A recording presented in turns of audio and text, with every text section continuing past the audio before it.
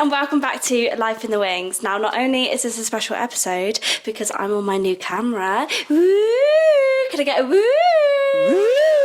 But I am also with Red!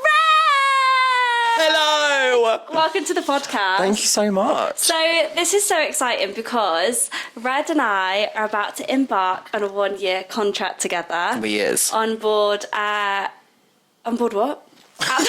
Where are we going? Royal Cab. Royal Cab. Royal Cab. Okay, first of all, I love the way that you abbreviate everything. Thank you so much. We've just decided that you already have it, but I'm Lucky Tea. Lucky, what's it? Lucky Tea. Is it called Lucky Tea? Lack, babe. Oh, lack, just lactose, yeah, lack. I'm lactose intolerant. Anyway. We do, and evidently you are. I am. you are. Evidently, I am. What a rogue way to start the podcast, but this is how we're starting it. This is. We've actually just been sitting and chatting together with my family for an hour. Drinking tea, spilling the tea. Drinking tea, getting to know each other. Getting to know each other, exactly. Okay, so we always start the podcast. We'll have a little bit of format. We always start the podcast with quick fire questions, aka the 16-bar cut. Hot seat, it's already burning. Are you ready to go? Ready, let's go. Musical or play? Oh, musical. Don't need to panic. Pop song or MT? Oh, pop. Reading reviews or not? Not. Oh, really? Not. You don't want to read them? No. Love it. Fringe or West End? French. What? Fringe or West End? Fringe! Oh, I've seen some good Fringe. Oh, Fringe is like elite. But West End I've seen more of, so West End. Okay, fine. Dancing round or singing round first, which I wasn't sure with you. Love a dance round. Do you? Baby, give me 5, 6, 7, 8. Yeah! Oh, well, you like a dance round. I love a dance round. Okay. I actually hate singing rounds. I sweat with anxiety with singing, yeah. Do you? I do, Mama. Okay, also, we went to college together, but I remember you being, like, singer, no? Have I made that up? I remember. I think you made that up. No, but weren't you, like, singer? When you, like, up there in your year? I mean, there was only 60 of us in the year. Back in Tutty. But back in Tutty. But you can sing. I would say, yeah, I was pulled in for some of the musical theatre pieces. But we didn't have that many musical theatre boys in our year in general, really. No, to be fair, we were kind of the same. There was only a handful of boys. And I was a floater, so I was like between MT and dance, even though we obviously decided whether we were on the dance course. I was. Was you? I actually asked specifically to be on the dance course because I did not categorically want to be in musical theatre. And here we are. Oh my God, how many years later? That's 13 crazy. years later? Yeah. 13 years, that makes you feel old. Yeah. Ensemble or lead? I love an ensemble, but if I get lucky to be leads, I'll take it. You know what I mean? Fine. Audition or self-tape? Audition. Hate self-tapes. Oh, do you? Hate. Oh, you're not a fan? I'm too self-critical. Are you one of those people that, like, you continue to do it and do it and do it and you're never happy with it? I will never be happy with it, and I'll be doing it for days, weeks, months, years. I can't do it. I'd rather just go in there, audition, do my best, and if my best is good enough, period. No, if you it's get not, a self-tape in, like, 2025 and it's submitted 2026. me. Everyone out there that knows me knows that is the case. It will be submitted last, yeah, and probably will never be seen. Okay, so, fine. Yeah. And then, just a fun one, living alone or living with people? I've done both. I've lived with up to 3 other people. So there's been 4 of us in this massive house in Germany. Back when I was in Starlight Express. Starlight Express. And I've also lived on my own. Do you have a preference?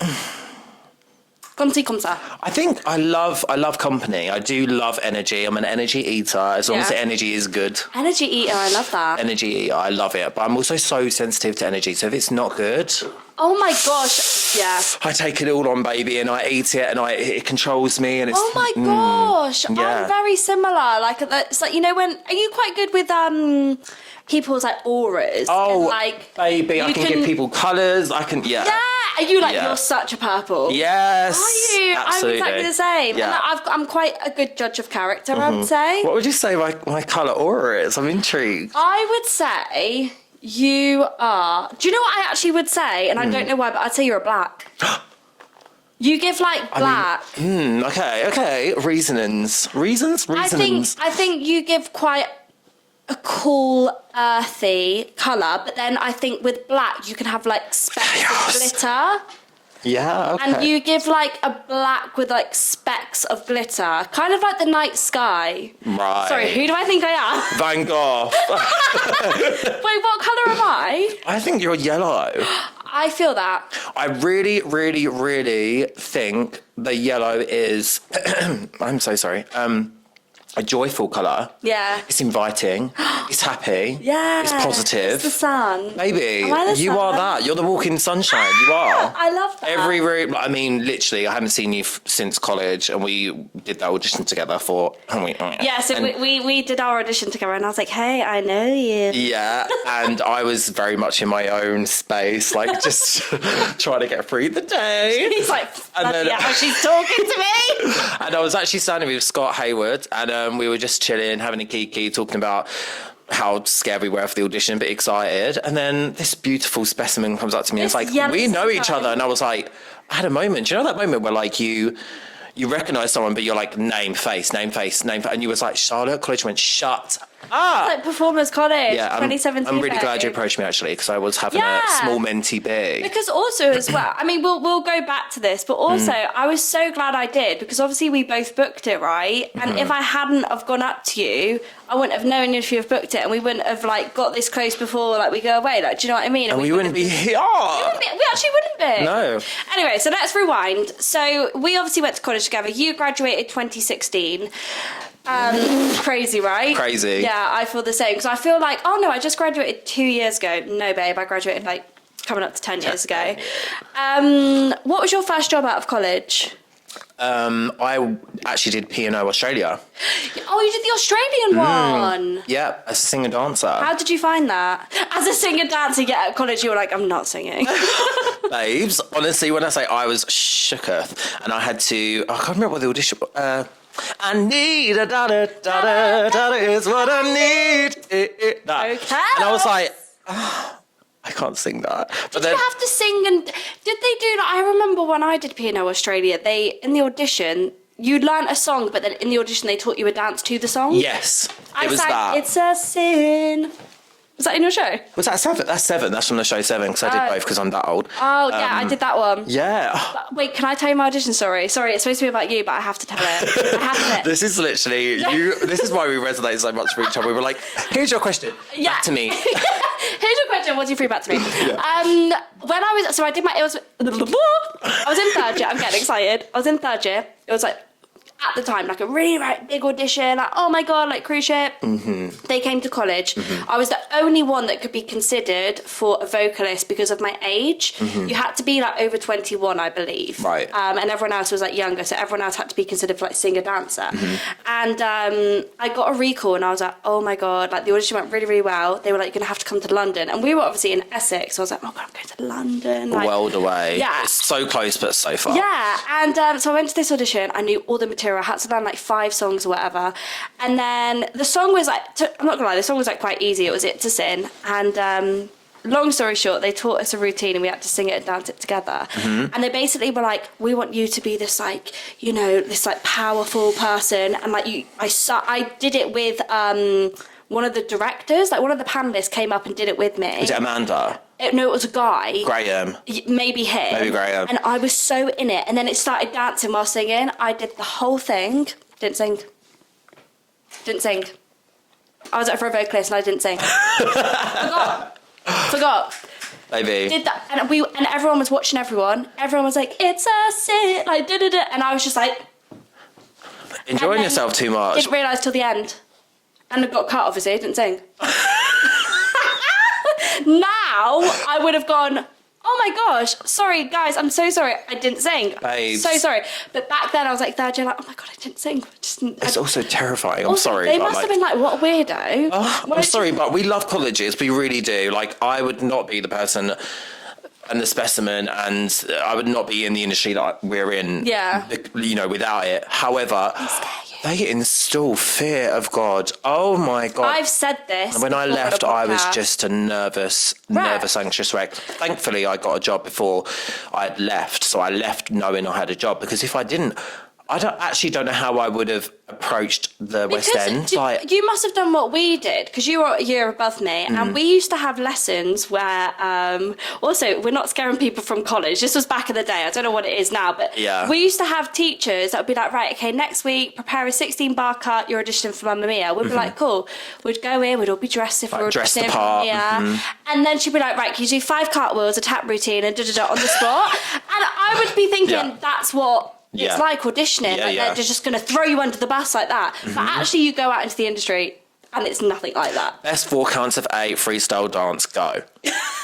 I'm sorry, what? Like, especially after singing a ballad, let's say, for example, and you're just like, what, that... They make you feel like you would literally be thrown in a cage of lions. Yeah. And they're like, here's your monologue, here's your 16 bar cut. And can you spell your whole monologue out now, please? Like, do you know what I mean? Yeah, babes. And then it's like, and even I've said this in a previous podcast as well, even like knowing what Olivier Award that show was up for, when it won the award, who directed it, who choreographed. It's like... Sweetheart, I don't even know what I had for dinner last night, let alone like, do you know what I mean though? Yes! I'm really sorry, but I don't think that far ahead, and I'm not that clue. I'll be honest, I'm actually not that much of a musical theatre. Like stagey, you're not stagey. Yeah, like I love it so much, but like I have so much more. You're definitely on that category of stagey. Like you could probably right now reel off at least 6 songs that you know off by heart, musical theatre, right? Okay. If that's your definition of stagey, then yeah. Okay, fine. Or know the director's name of, let's say, at least 4 musicals. You know the composer and the writer of, like, at least 2. Yeah. Yeah. But to me, that's not stagey. Oh, fair enough. Like, maybe that's common knowledge. Maybe that's a me problem. I don't know. No, because, like, I don't think I'm as knowledgeable as what you think I would be. Because I love musical theatre. I know, like... I might out myself right now. I mean, we're both out ourselves. Like, I know, like, some directors and some casting directors and what shows go and where and stuff like that. But I don't know, like, everything about every show. There's loads of shows where, like, a song will come up and I'll be like, oh, I've never heard of that. Like, do you know what I mean? Yeah. So, like, I'm a little bit stagey, but I'm not... My whole personality isn't musical theatre. Fair. You know how you meet people and it's, like, their whole personality? Which is, like, fair enough. Yeah. Not me. Yeah. But I guess there's different categories of staginess. There is. Did you enjoy Ship Life? I found it such a... it's otherworldly, isn't it? Let's be real. We've both done them. We both know what it's like. It's just like nothing that you can really compare it to unless you've done it. The girls that know. The girls that don't. I say that. I say like you only once, and I also say once a seafarer, always a seafarer. Yeah. Like once you've done it, it will never leave you. Yeah. And maybe you might want to just keep coming back for more like us, you know? What? But we love the tax-free money. Oh, yeah, we do. Tax-free money. That's one big reason as to why I think people do it. Because people do it all the time. They just keep going on and on and on and on. Hey, but that's how I know, at least 6 people that have bought their houses now. Oh, my God, yeah. Through shits, because there is no way in the West End on this all the wage stuff I'm planning to buy when I come back that you can afford to even save for a house. It's just not possible on the West End wage. It's not. Yeah. Well, so many people nowadays have jobs alongside working in the show, which is crazy to me. Like that's giving like that can't be right, surely. That's hustling. We love a hustle. Hustle and bustle. But hustle and bustling that hard when you're doing, let's say, 8 shows, 9 shows a week, I don't think. Too much. So let's talk about Starlight Express. Let's get it out of the way. The elephant in the room, come on. The elephant in the room. The elephant, the heifer. So did you do Germany first or London? I don't know how to hold this microphone. Sorry. Did you? I don't know what to... I've been changing my grip the whole time we've been doing this. I don't know how to hold this. Just hold it. I'm just so used to having a microphone here. I don't know how to hold the handheld. This is what it is. This is chaos and I love it. Back to Starlight the Express. Did you do Germany or London first? I did Germany first. So you did Germany? 2019 was the year. Did you have to go over to Germany to audition? No. So it was in Pineapple. In our studio, actually. Maybe it was. I auditioned for it. Yeah. What am I talking about? With me? Well, I auditioned for the OG cast. The first round was commercial. Wait, are you talking about OG cast London? No, Germany. In Pineapple with Debbie O'Brien. I was in the room. But you can't. It can't have been the OG cast because what you mean? My OG cast? I don't know who's OG cast. So there might not be an OG cast. I auditioned for Starlight. I was thinking, girl, you are full of Botox and filler. If that's the case, because that show out there has literally been there 38 years, so you're not. I was thinking, what blood are you drinking? Like, she's immortal. Not me. I auditioned 38 years ago. Okay, Yeah. Wasn't the OG Oh my cast. god, yeah. But was it the first time that they came to London to audition? Maybe not. 29. No, they've definitely auditioned in London beforehand. But I still think I auditioned the same year as you. It was like 2018. Yeah. Yeah. We were literally okay. And it was like a full-on commercial routine. Oh yeah, baby! It was kicks, splits, tours on there, to the floor, I marched myself out that room. It was quite crazy. Yeah. So you auditioned in London. Obviously, got to the end. How was the audition process? For Germany, sorry. Yeah. It was. And did it differ to the one that you did for London? It was quite similar in the energy, I would say, but in terms of the choreo, it was very different. Like Arlene Phillips was on the casting and audition panel for the German one, but not for the London one. Did she not choreograph the London one then? No. Oh, Ashley Nottingham actually choreographed. No way. Yeah. Oh. Yes. Good. Shout out Ash. Yeah. Phenomenal, lovely queen. Love her. Yeah.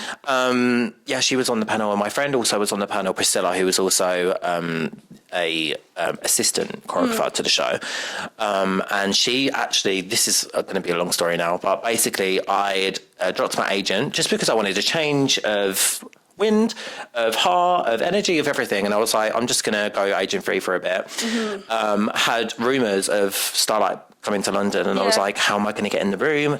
I didn't manage to get an agent before the auditions came round, and I was working in Zara. And shout out Zara. It's Essex. Essex, specifically on what high street? Girl, Lakeside into... Lakeside, baby. Shopping centre. Lakeside shop. Wow, that's a throwback. That is a throwback. Wow. Never go there at any cost. Avoid. Strong avoid. Anyway, hardest 4 months of my life. But other than that, then got a call from Priscilla being like, bitch, like, why are you not in the auditions? I was like, babe, I've not managed to get in the room. Like, I've only just got an agent now and they've submitted me, but like, I think it's too late. And she was like, hey, like, I'll talk to Ash. So she spoke to Ash. They dug out my CV from the... from the ground. From the ground. Mud. Dripping with water. Yeah. And smelt the desperation in the air and was like, let's look at this CV. I then got in the room and it was like dance call first.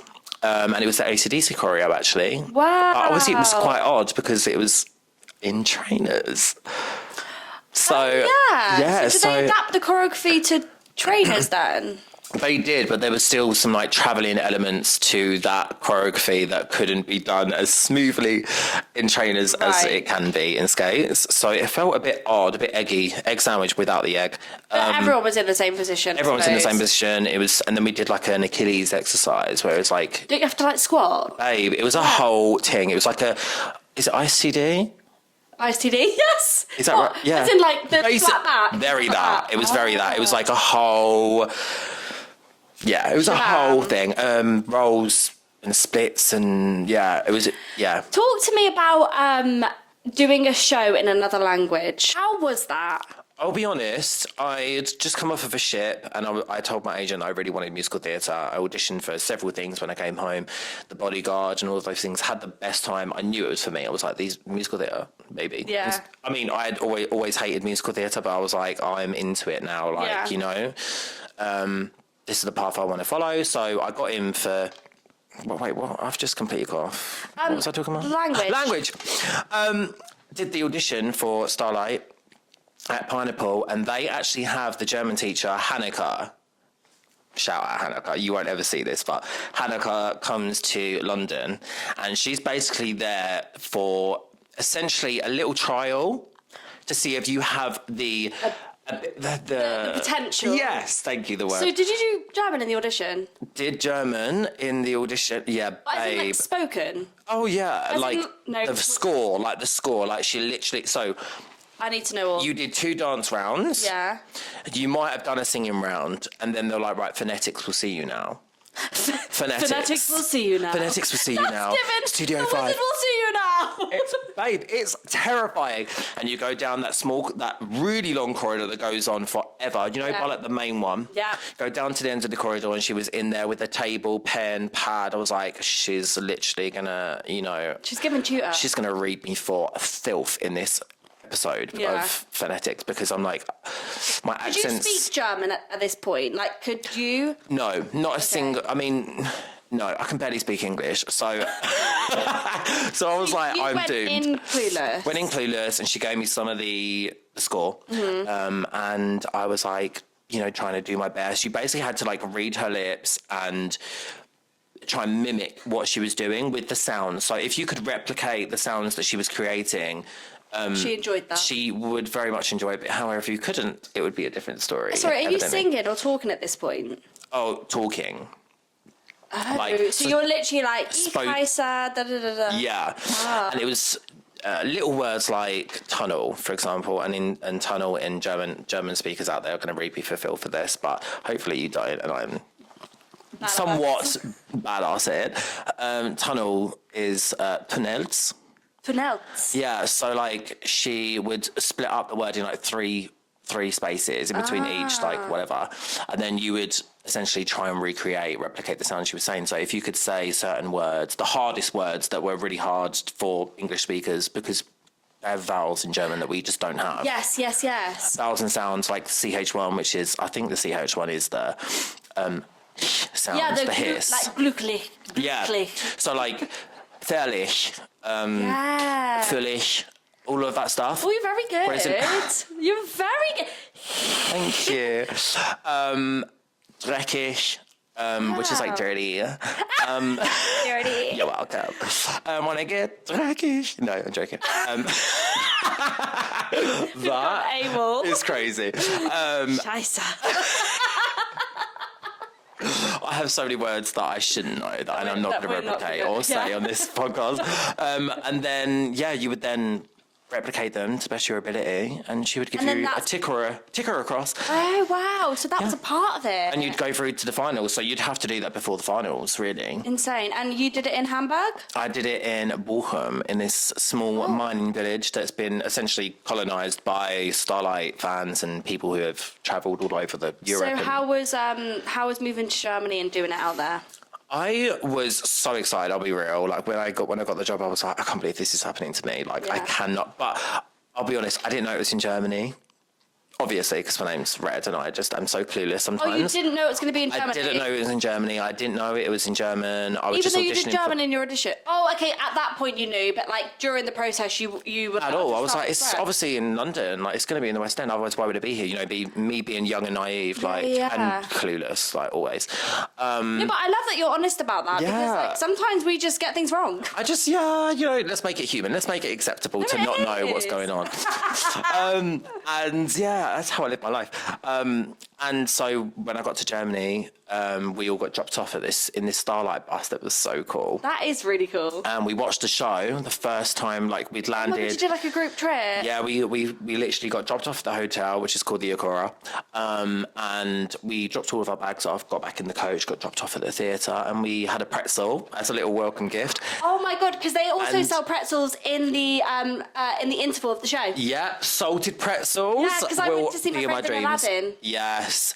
And we watched the show, and then we just went back to the hotel. But honestly, when the process started officially, and we were given our first pair of skates, I think we did like maybe 2-3 weeks of skate school before we started German. Yeah, so people that don't know, before you'd even learn the language, oh my God. So for both London and Germany, you go to like a skate school, skate school, yeah, that lasts in like roughly 3 months, 2.5 months, 3 months. Skate school? Yeah, it was long.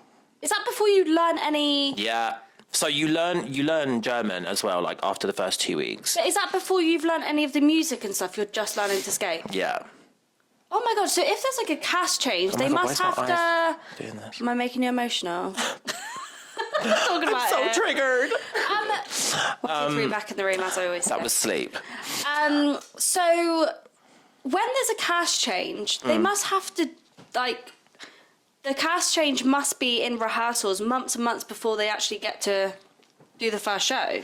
Oh yeah, so they basically usually they would come out in January. And then when would you finish? And then you would open in June. She would do the official takeover in June. It's like 6 months rehearsal. Lang. Oh, Long. Okay, talk to me about London. Okay. So did you when your contract ended in Germany, did you know you were going into the London cast, or did you have to re-audition? No, I re-auditioned. From the beginning? Yeah, from the beginning. Ooh. Fair and square, baby. They don't take no fools. No. I knew that it was coming to London. Well, I knew there was a rumour it was coming to London when I left. And I left in 2023, I believe. Spent a year out, whatever. And did a panto in that time. And then I heard more rumours that it was official and it was definitely happening. And it was a whole thing. Like, I've never been part of an original musical before. Yeah, it was like huge. So Everyone wanted to be seen for it. Built from the ground up, and there was a lot of copyright things as well, because they wanted it to be a sister of Starlight in Germany, not a replica. A rep. Got you. So yeah, they basically just tried to make everything as different as possible, but also paying homage to the OG. Yeah, homage. Yeah, no, I love that. Like a ASMR homage. Oh my god, not the ASMR. So you literally did all the audition process again? Yeah, I did all the process from the beginning to end. Wow. Because also, they don't have to teach you to skate again. We literally joined at the last month of skate school. And you're literally right for the show. Yeah. Like, you've done it, so it makes sense. So everyone was finishing skate school, getting their graduation badge, like being like they'd passed, and we came in the last 4 weeks of their skate school. Oh, insane. To basically just join forces and get to know each other and break that ice, baby. But we were told strictly to not mention anything about the old show. Oh, okay. Like, not talk about Starlight in Germany, like, not compare the two, because they just didn't want them to be compared. They wanted them to be completely different entities. No, I love that. And I was like, fair, that's fine. Because I guess they don't want the whole drama of like, oh, but it used to be like this in the other show, and it's not like, it's just, this is it's the same show. Yeah. It's like a reimagined version of it, right? Like they're doing with Oliver. So that totally makes sense. And that comparison was always going to be inevitable anyway. Like, we didn't have to do it from the beginning before it even been built. Like, I think they just wanted it to become what it is, and then the comparisons will inevitably happen in time. Yeah, of course. But yeah, like certain things, like in Germany, we have like belt loops. Okay. So we have like, I wish I'd brought it. Damn. We had like personalized belts, and they had loops on the back to like how you attach as a train and skate as partners. Oh. Yeah. But in London, they don't have that. In London, it was a copyright thing from the designer of Germany. So. Oh, I love that. He was John Napier. So yeah, that's cool. So they basically adapted it into a backpack with the loops on it instead. So you would, instead of connecting on the waist, you'd connect via backpack. Is that why they all wear backpacks in London? Mm-hmm. Oh. Yeah. And they wanted the aesthetic to be completely different as well. So I mean, it is completely. I was saying before the podcast, like the costumes. It feels. Do you know what it feels like to me? It feels like a different era. Yeah. The one in Germany feels retro. Yes. And the one here feels modern. Yeah. Classic, OG, gorge. But like that gorgeous kind of dated feel to it, like it feels like Thomas the Tank Engine to now like new toys. Oh my god! Do you know what I mean? Yeah, and like even futuristic, like things that aren't even possible yet. Yeah. I think they wanted to like shoot far and wide and just Well, and they did. And they did. They won. I mean, anyone that didn't see it, it was an absolute spectacle. Like I was saying before, I loved it, and it's just fun and lots of injuries, right? I imagine. Lots of injuries. I think that's just something when you sign the contract, it's kind of like, I could get hurt. Oh my god, please can you tell the story of your explosion? I'm glad you remember that, actually, because I kind of tried to forget it as much as possible and then bring it up with you. Yeah, he was telling me just before, and I was like, I need to have that on the pod. So in my head, I was like, I have to. Oh my god. Okay, so obviously, it was my debut. I think it was my debut for Blue Lightning in the show, and my parents had come to watch, and they hadn't watched the new show since it opened, and I was like, guys, you have to come. Like, I'm Blue Lightning. This is my first show as a swing. This is my debut, and they were like, oh, so special. We'll be there. And also your London debut. London debut. Like, I mean, I did Kinky Boots in Drury Lane, but Yeah, we'll get to that, maybe. We'll get to that. So that was my debut, but this was my musical debut. Right. Like, so I was like, oh, this is my moment. This is the moment. And so yeah, that happened. During Act 1, there's a race, race 1 and 2. So there's 2 races in race 1. In Act 1. In Act 1, sorry. And it was. I actually cannot believe that this is even possible. Babes. So there's 2. You went on stage. There's 2 laps. Yeah. 8 wheels. Yeah, literally. I went on stage with 8 wheels and left with 7. Anyway, so during Act 1, there's a race called Race 2 and race 1 and race 2. And I was in race 1 as Blue Lining, and there's 2 laps, and there's 1 lap that does most or the majority of the track. Yeah. And then the second lap does the same path but slightly different with a little kook to it. Mm-hmm. We were doing this particular skate path, and I have someone attached to the back of me, and I'm following this path, and much to my surprise, my wheel fully imploded. Like, I'm going to say imploded because that makes more sense than exploded, because exploded is more of like an explosion, and it really wasn't that dramatic. It was like a friction built up.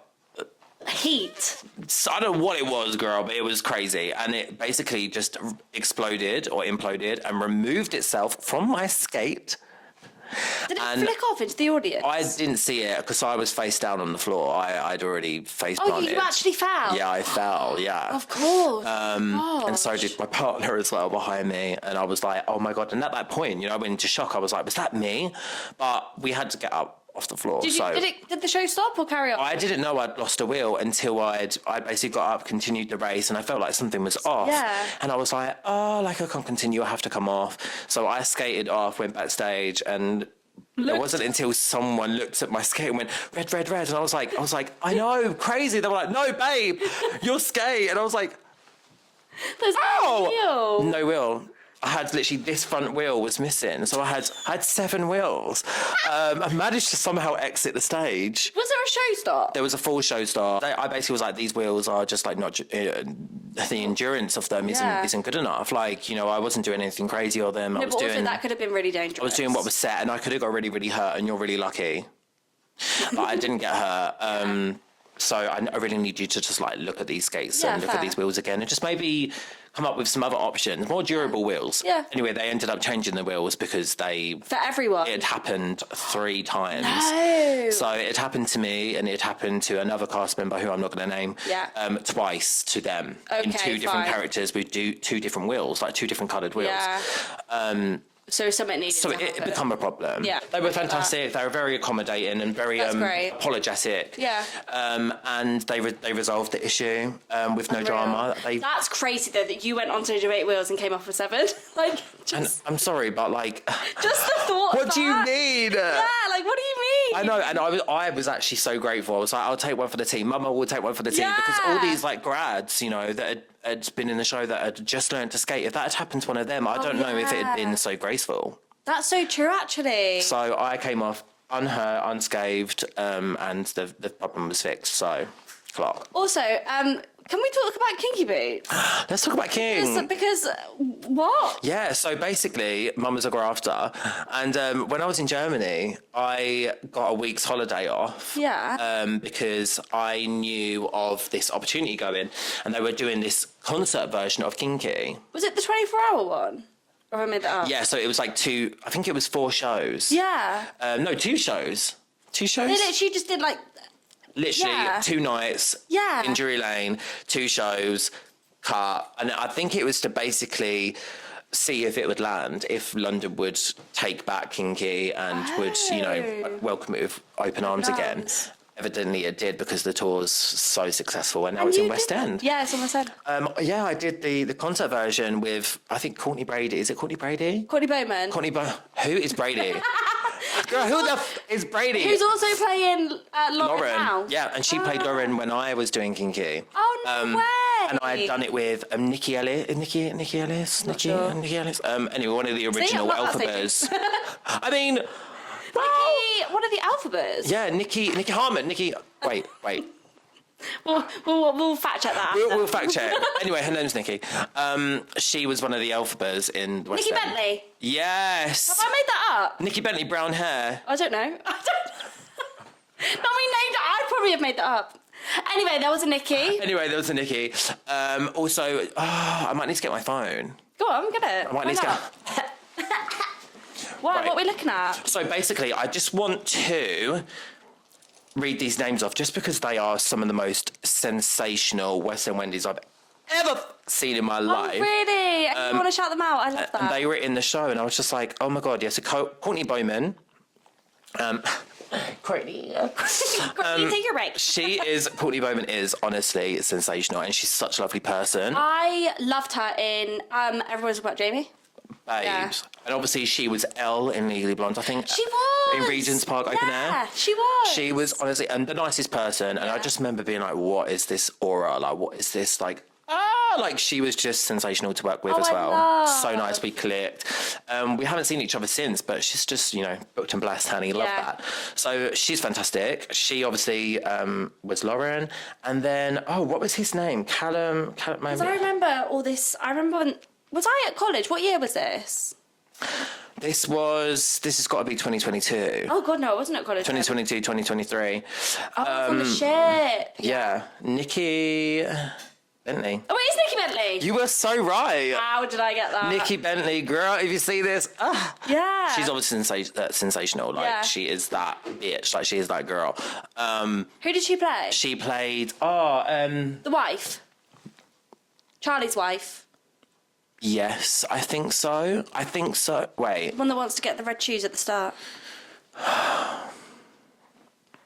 Who knows? I can't remember. Who knows? Anyway, it was a lifetime ago. But there was loads of West End Wendy's in that show, and I just remember I've never been surrounded by West End Wendy's like that before. Did you feel so inspired? I was so starstruck by so many of them, and because I didn't know who they were beforehand, I was starstruck throughout the rehearsal period. Oh, wow. I was watching them being like, no, seriously, like these people This are ain't next right. level. Honestly, everyone in the show was just phenomenal. So obviously you only had a week holiday. So did you rehearse it? It was 1 week rehearsal. Yeah, 7. I think it was like 5 days rehearsal, 6 days, and then it was the 2 shows. Mama, he is a grafter. Baby, I literally flew. So I did 2 shows. I'd done an 8-show week. I flew home that night to London City Airport. Stayed at the Moxie. In the morning, woke up Moxie, went to work straight away to Kinky to rehearse in this church in like Bethnal Green or somewhere. Fuck knows, I can't remember. Oh my God. Did a whole day's work of working through the vocal score. Then we did 5 days rehearsals. Did you audition via self-tape then?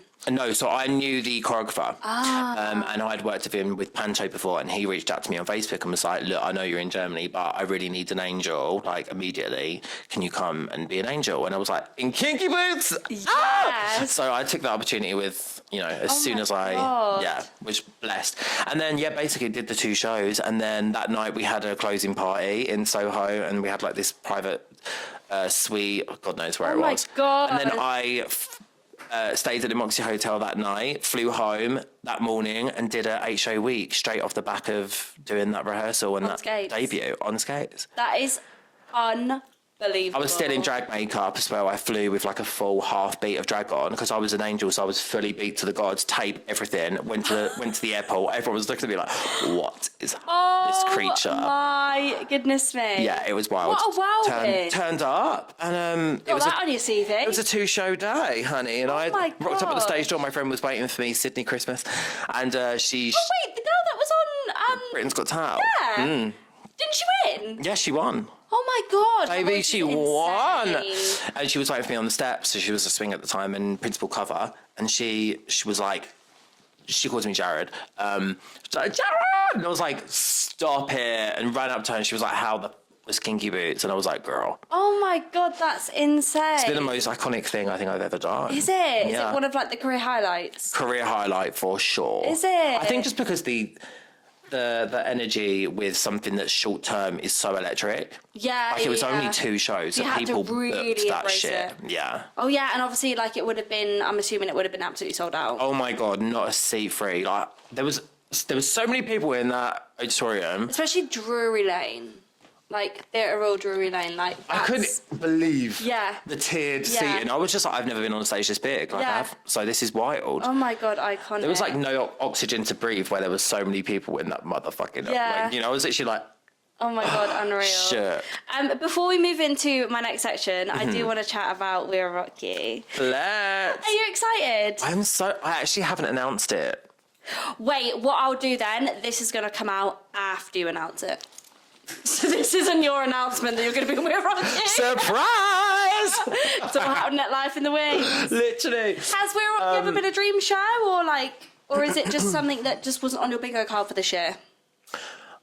I think without me knowing it was on my bingo card, because I just felt very stagnant in London. I loved every second of living here, loved every second of being in Starlight, loved the whole process. But by the time I think we got halfway through the second year, I was feeling very like I need a change of scenery. Like I want to go travelling again. Like I want to be paid more money.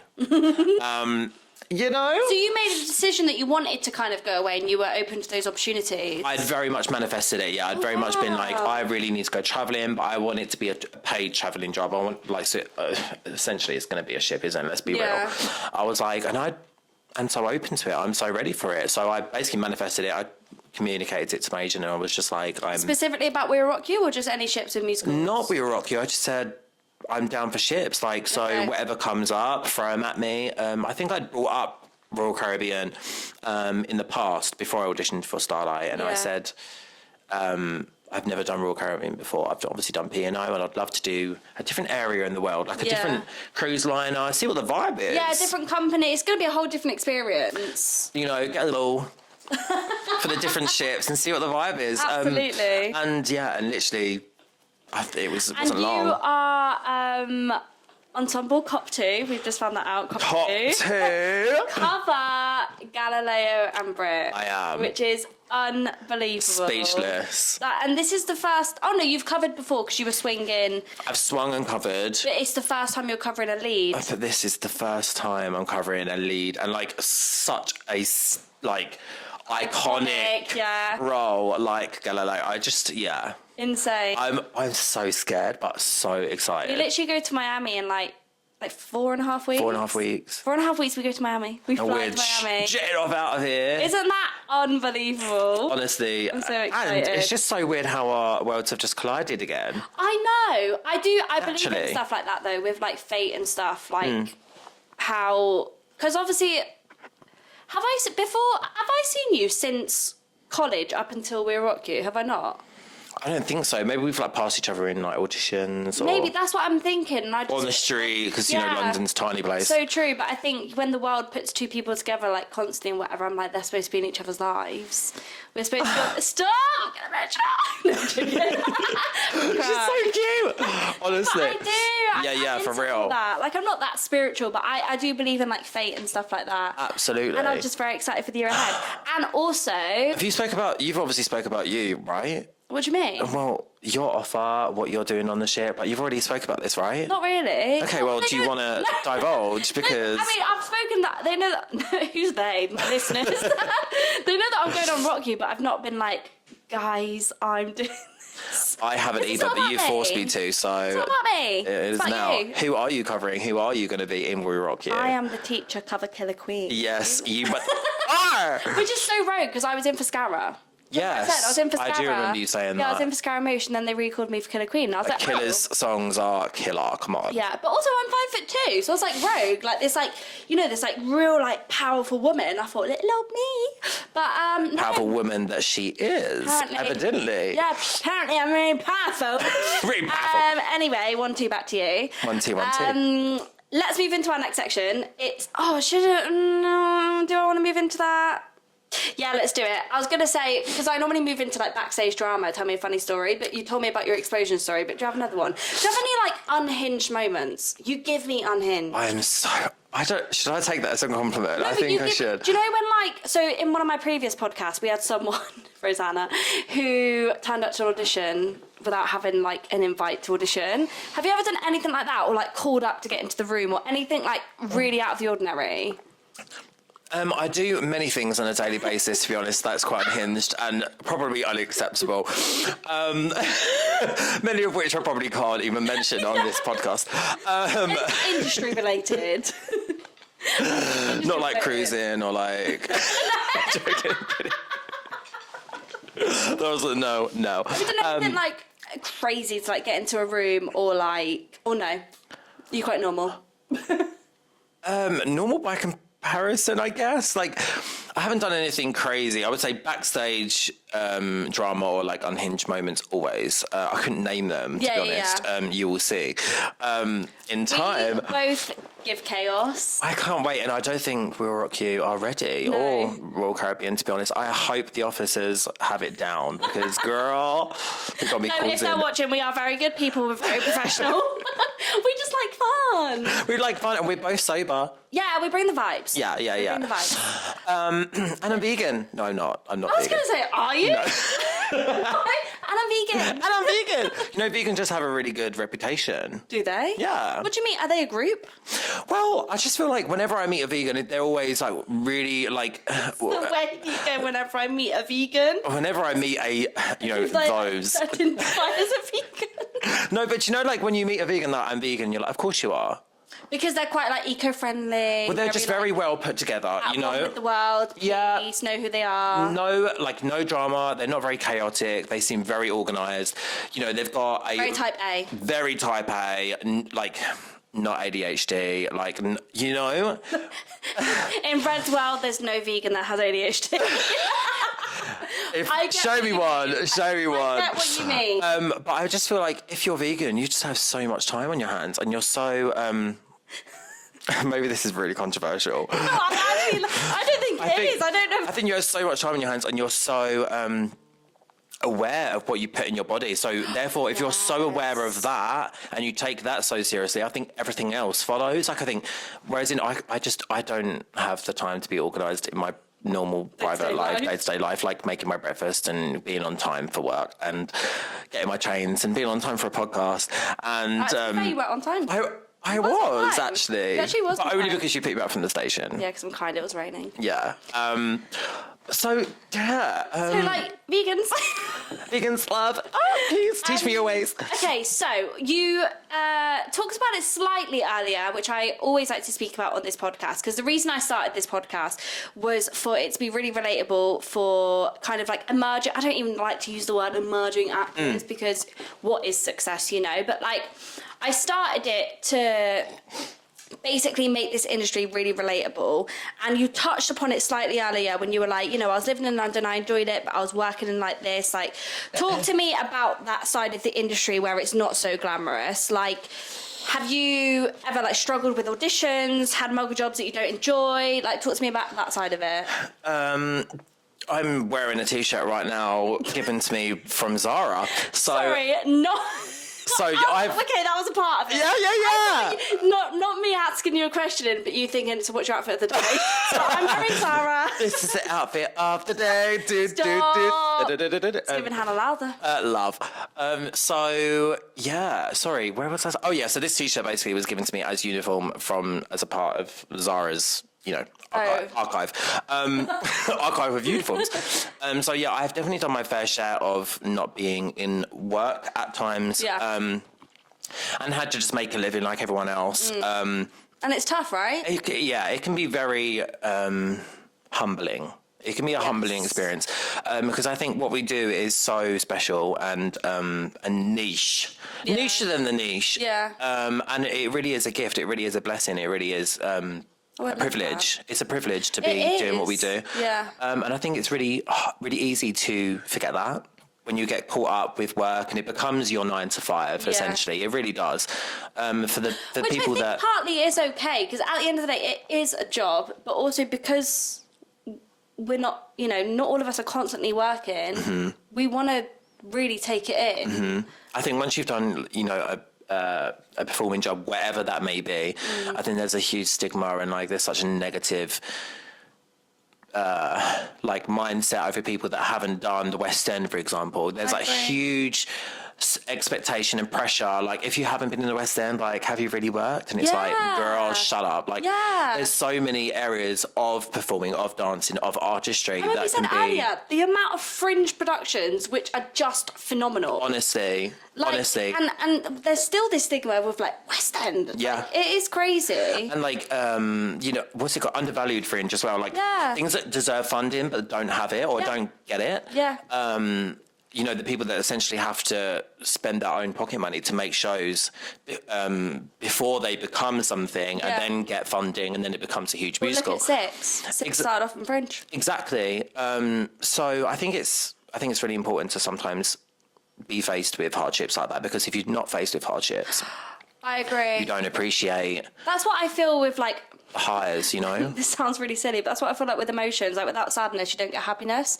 Without happiness, you don't get sadness. It's all a balance. It is. It's just about finding that balance. As a Libra once said, you know, Libras, as I am, are scales, and I'm always trying to balance my life out. And sometimes it's like this, and girl, it's negative, and there's a lot going on and nothing at the same time. And then other times it's like nothing going on, but we're so calm. And then other times it's like everything's high, and it's like That's such a good analogy. I really like that, actually. So you just it's so important to just remember you can't have the highs without the lows, and you can't have the lows without the highs. It's a whole piece of life. Yeah. Gorgeous. It's the circle of life, honey. We're going to go into our 5-minute call, which is the last segment of our podcast and and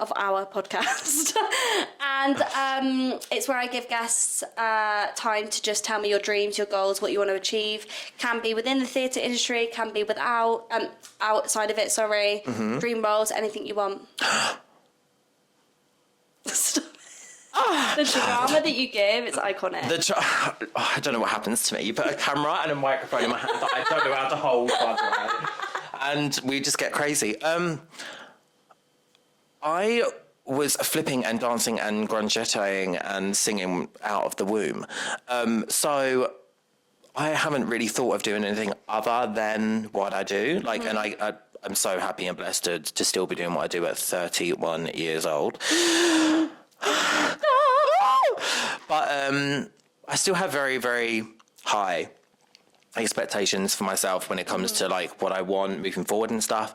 Everything needs to be a progression for me. Okay, that's good. I like that. Which is just a standard that I set for myself. I don't think it's necessary to have high standards and progress in everything you do. I think if you're happy doing what you're doing and you're fulfilled and you're happy, like, period. That's it. But, you know, for me personally, I just don't feel. I feel like an underachiever. Maybe I need therapy.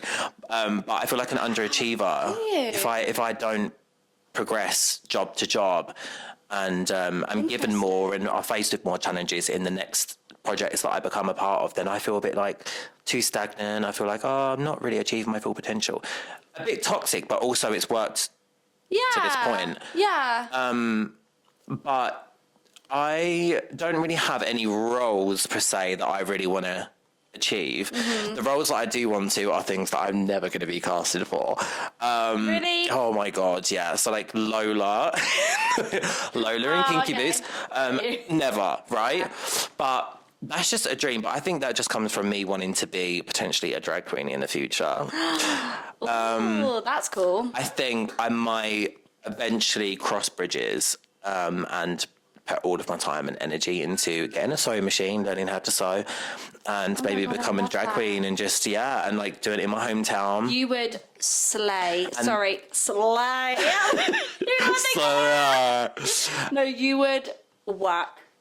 Yeah, you would work. I would like to think so, and I would hope so. I see that for your future. And I'd really love to, you know, break that barrier and just explore that side of artistry very much so, just because I think it's so liberating. It's something that I have suppressed, I think, over time, and from my ends that I'm from, there isn't a drag scene where I'm from, my town, my city. You can bring it. And I'm like, I think I should spice this up a little, put some colour in the walls. There's a gap in the market. Yeah. You are that market, you get in that gap. Exactly. And honestly, whenever I get dressed up into drag, you cannot tell me nothing. Like, that side of myself I love. I don't like the other side of myself that can be really self-critical and really negative. And we've all got that. It's a work in progress. Isn't it? Like just self-critical to another level of, you know, toxic. But that side of me, I'm like, that person can achieve great things. So I just need to maybe take and pinch from that person. So that would be fun to do some drag potentially. But I also want to potentially, on the side or not, do a barbering course. Barbering? Yeah. Oh, I love that. I've always been into, and also, how am I going to find myself a man? Become a barber. Duh. Got it. Who needs their haircut every week? A man. Every 1 week or 2 weeks. That's so true. So I can make clientele, maybe find a husband. I love that. And I actually don't drive yet, so I really want to. I know this is not like a huge deal, but it is to me. No, yeah. I'm 31 and I still don't drive. So you want to learn how to drive? I would love to drive. Maybe it will give you the independence like no other. Exactly. I can't even tell you. I'm like, I've travelled, I've worked, I've done all these fabulous things, but like I don't do like basic things like driving. Like that's a huge skill that you must have. It's crazy that like when you put it like that, like I do all these things, but actually the things that like probably everyday people do, we're like, wait, we haven't done them. Babe, the essentials essentially, like, you know, like writing and reading. I think driving's one of those things. I really think I need to drive. Like, this is not okay for me. Like, no, I feel like you would love it. I honestly, and be careful, everyone, because once I'm on that road, evacuate the road, and my radio is on, baby. I'm like here we go. It's hilarious. I love that. I want to drive, and I want to be maybe like a freelance barber and put my mobile number and my Instagram, you know, on the side of my car and. Oh my God, he's got it sorted. Babe, I have. You've literally got it sorted. I have ideas. I am. Yeah. Going on to our last question, which is our final question, and it's from a listener. I'm trying to find where it is. Here it is. They have asked, which is a good question actually, we've not had this one. How do you begin to learn material as a swing who covers multiple tracks? Oh. Where do you begin? Okay, so I think it's different for everyone.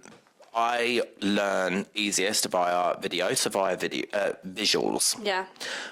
Some people learn via writing notes, mapping, doing all kinds of these essentials. But I'm not really a learner that way. I've never really learned that way. Even in school, I've really struggled. I've had to kind of see visually what it is, girl, and then I can like copy it, reenact it, and. So I personally watched a video and then I'll make notes on my iPad as to where they go on the stage. Firstly, where they enter, where they exit. Yeah. You know, things like that, characteristics of that role that I'm covering. But do you do that one track at a time? One track at a time, baby, because when I was in Starlight, I'd never been a swing before. So I'd been first cast with like up to 3 covers. But that's very different to being a swing. Being a swing, you're covering multiple roles and some are very similar. Yeah. So you need specifics. And it was a learning curve, to say the least. Because I was learning on the job and I was just like thinking, I need to do this to the best of my ability, but in my own way. Because if I try and do it like everyone else, like all the swings had their ways of doing it. Yeah. I knew it wasn't going to work for me. You need to work out what works for you. What works for me. And honestly, it was getting up, it was doing the choreo, it was going over the details, it was writing the notes via the video, the most recent link that we were sent at that time, and focusing on one role at a time, because I would try and do the character categories. So I would try and do the engines, then I'd try and do... I can't do multiple roles at the same time. No, that makes sense. So I don't think I'd be able to do that. You miss out on the details and you miss out on like, you know, all the nitty gritty bits. Oh, I love that. I would honestly just say focus on one role at a time. Yeah. Write down the characteristics of what the role entails and then just start small, baby, and just make it grow. Yeah, and take your time and do it in your form of how you learn. Don't compare your learning to anyone else's. Love that. Yeah. No, I love that. Well, thank you so much for coming onto the podcast. I'm so honoured to be here. It's been phenomenal. Honestly, what a kiki. And you're going to come back in Miami, right? Hopefully. Or on the ship? On the ship, Miami. I mean, hopefully we'll do a couple of really messy ones. Yeah. After maybe we should do like a tequila drinking situation. You know, like when you ask a question about each other and it's wrong, the other person drinks the tequila. You know what I mean? Oh my God, this podcast is turning. We're going to be a bad influence on each other. I cannot, babe. I had already decided that on the couch over there when you said, "Oh, girl," and I went, "I'm not sure we're good for each other. I think we're going to cause chaos." It's going to be the best sort of chaos. I think we're going to have a fabulous time. Yeah, always. Thank you so much for coming on. Thank you for asking me. It's been Life in the Wings. He's been Red, and I've been Charlotte. Cheers, sweetheart. See you next week. Bye. Like, comment, subscribe.